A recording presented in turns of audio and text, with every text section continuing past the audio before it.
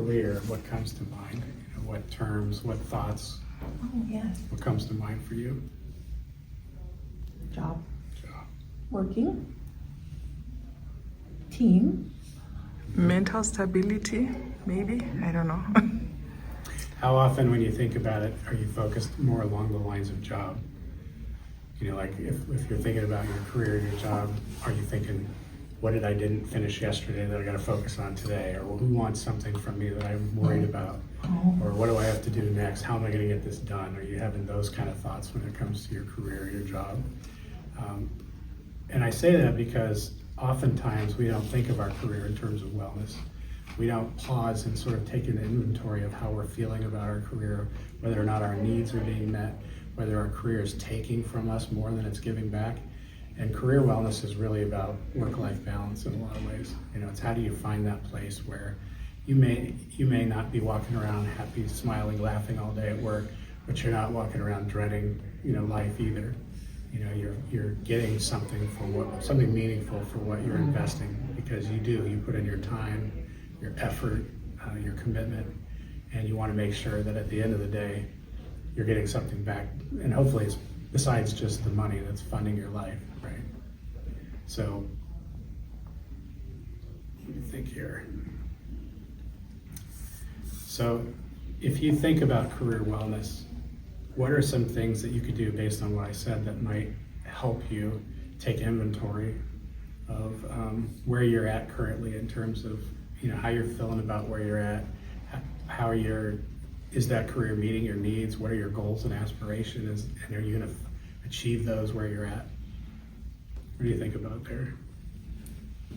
For me, well, currently I'm on a pause, but it has been, how is this aligned with my values, and what is my energy? How do I feel about my energy?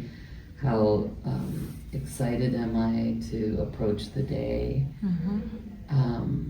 Do I feel I'm making a difference? Do I feel I'm making a difference is important always, but I would say energy, alignment with values. Yeah, those are the kinds of things I think about when I think about wellness. And one thing you can do if you're feeling like things are getting out of balance is remind yourself, because sometimes when you took the job, there were certain things about it that you found meaning from.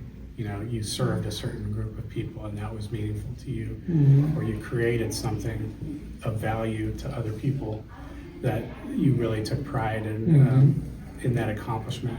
So reground yourself by reminding yourself of what those things are. Why am I doing what I'm doing? And if you can't answer that question, that's a signal that you need to be thinking about, you know, maybe some changes, not immediately, but, you know, if this isn't working, what would work? I think from my lens, since I'm approaching retirement, it's been in the works for a number of years, privately with my husband and I, and then announcing it, that I want to end strong.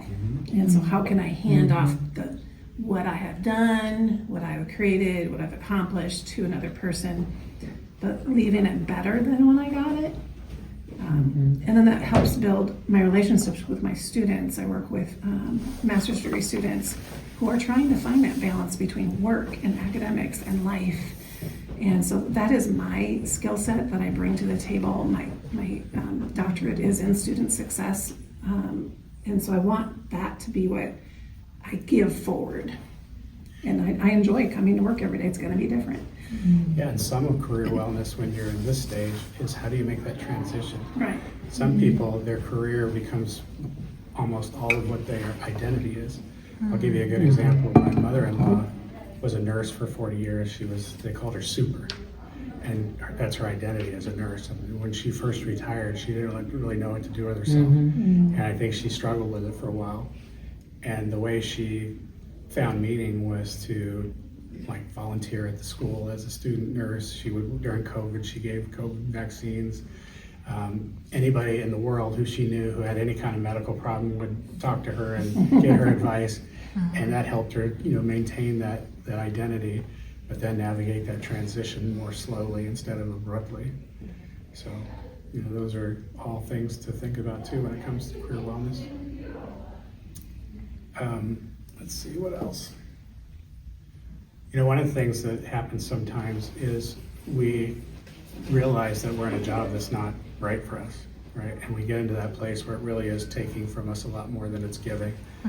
And one important thing about career wellness is having enough of a safety net to allow you to make a change before the effects really get, you know, significant on your health, on your well-being.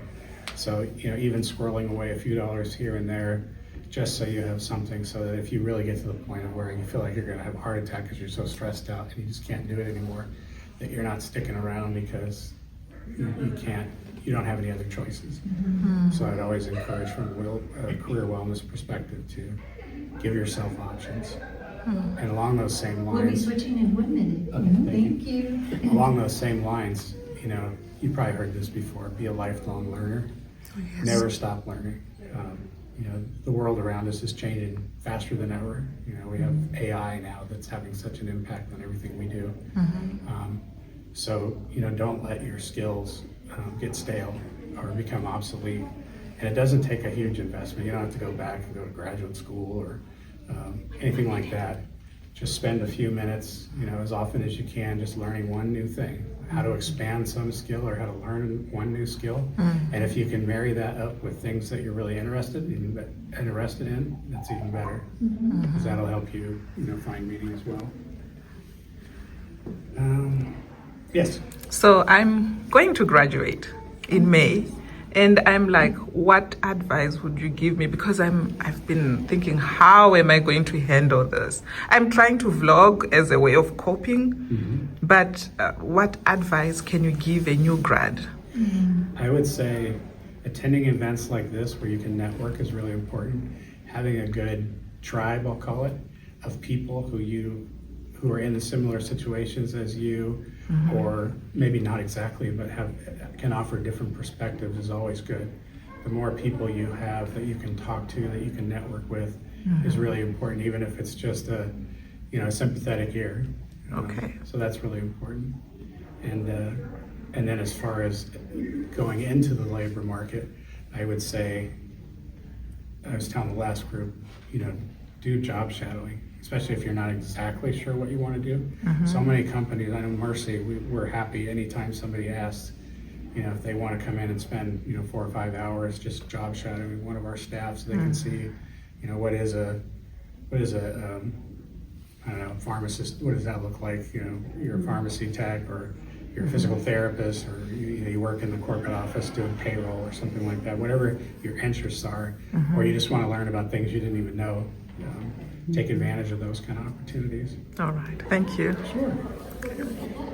It's really nice.